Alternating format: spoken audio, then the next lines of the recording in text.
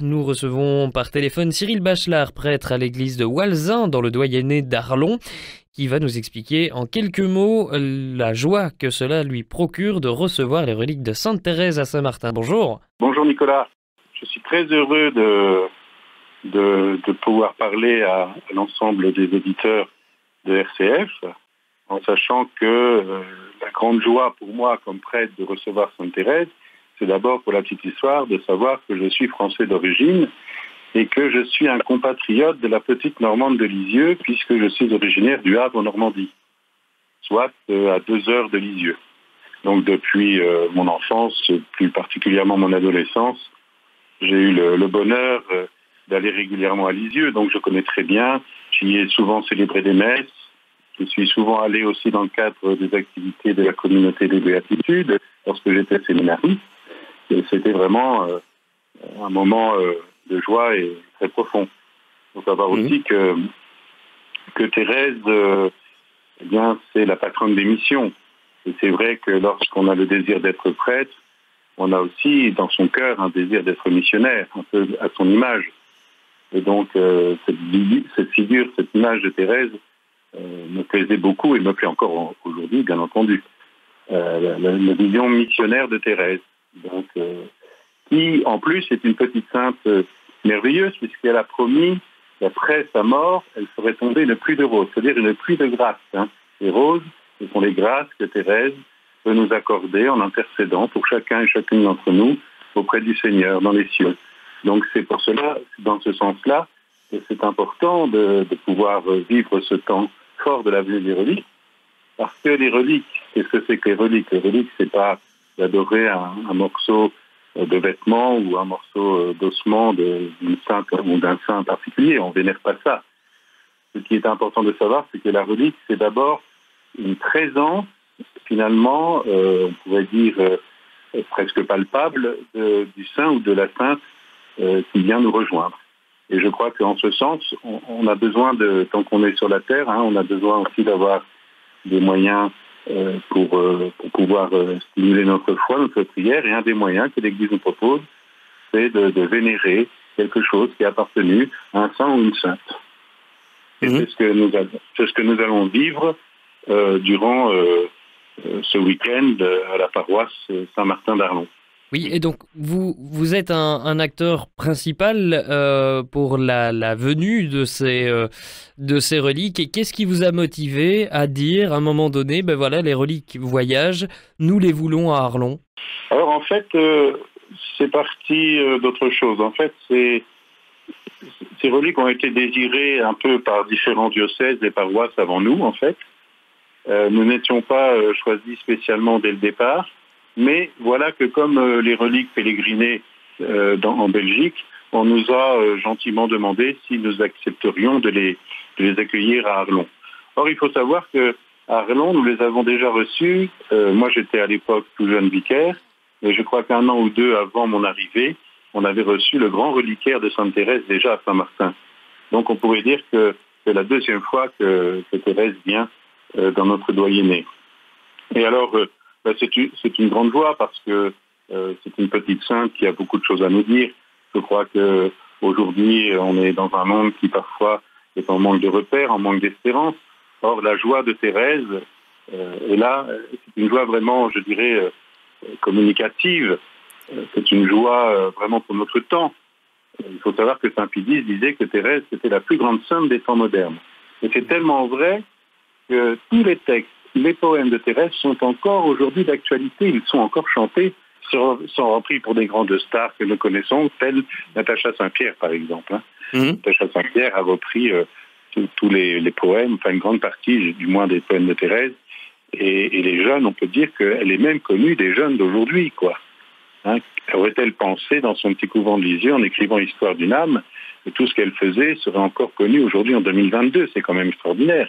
Et non seulement Thérèse a un message à nous donner, mais Thérèse est vraiment une amie qui nous accompagne, qui nous guide. Nombreux sont les témoignages de guérison, de gens qui ont eu Thérèse comme amie, et qui, d'ailleurs, il y a un cas assez fort et qui est connu par beaucoup, c'est Edith Piaf, la grande chanteuse Edith Piaf, qui a été miraculeusement guérie. Elle devenait aveugle et en faisant un pèlerinage à Lisieux, elle a retrouvé la vue. Et toute sa vie, elle a toujours porté autour de son cou la croix. Elle a toujours eu une statue de Sainte Thérèse. Et chaque fois qu'elle allait chanter quelque part, même à l'Olympia, elle emmenait Thérèse avec elle. Et tout ceci est relaté dans l'histoire de la basilique de Lisieux, où tout est conservé. C'est-à-dire tous ces miracles. Il y en a beaucoup d'autres, on ne pourrait pas tout énumérer. Mais c'est quand même un des miracles assez forts de Lisieux.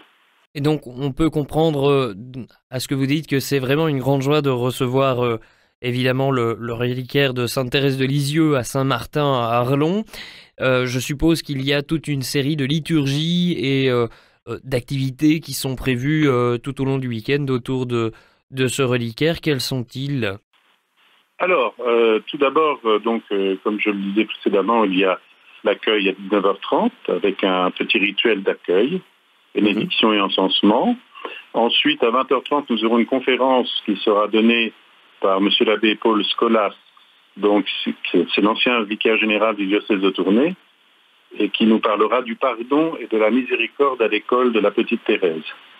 Ensuite, à 22h, nous aurons une exposition du Saint-Sacrement suivie de la Grande Nuit d'adoration. Ensuite, il y aura une projection d'un diaporama de citations de Sainte Thérèse et des visionnages. Donc il y aura 2 points dans l'église où on pourra visionner un petit historique, un résumé fait par Stéphane Bern sur la vie de Thérèse, et puis un diaporama avec des citations, des images, des photos de Thérèse. Ensuite, ça c'est pour le vendredi. Et donc à 22h, toute une grande nuit d'adoration, on adore le Saint-Sacrement jusqu'au lendemain, donc jusqu'au samedi matin, où nous aurons à 9h l'office des laudes, un office de prière près de Thérèse. Et de 9h30 à 11h30, il y aura la vénération silencieuse des reliques en l'église Saint-Martin. Et donc, ce qui est intéressant, vraiment intéressant pour cette fois, c'est qu'à 15h30, nous aurons un spectacle de marionnettes.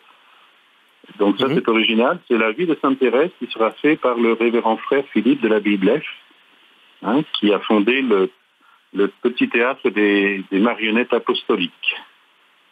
Donc c'est assez original, il se produit un peu partout en Belgique et son travail est particulièrement remarqué et apprécié sur la vie des saints en général. Donc ensuite nous aurons la bénédiction du Saint-Sacrement avec différentes prières à l'église à 16h. Et puis le soir, alors le grand rendez-vous, c'est le soir à 18h, la messe solennelle en honneur de Sainte Thérèse, qui sera célébrée par Monseigneur l'évêque, donc Monseigneur Warin, qui nous fera ce plaisir de venir présider la messe. Et nous aurons aussi la venue d'un évêque ukrainien qui viendra nous rencontrer et vivre la célébration avec nous. Voilà, donc ça, ce sera pour le samedi soir. Et le lendemain matin, le dimanche 4 septembre, donc à 8h30, il y aura la messe dominicale, suivie de la cérémonie de départ des reliques de Thérèse, qui retournera à Lisieux. Voilà pour l'essentiel du programme sur ces 3 jours qui arrivent. Donc 3 jours de joie et 3 jours de partage aussi, car je crois que la venue des reliques, c'est aussi un moyen de rassembler les gens, que les gens se retrouvent et que les gens puissent vivre une communion. Une communion bien sûr avec Thérèse, mais une communion qui nous mène bien entendu vers Dieu. Et c'est là le but de ce temps de rencontre avec elle.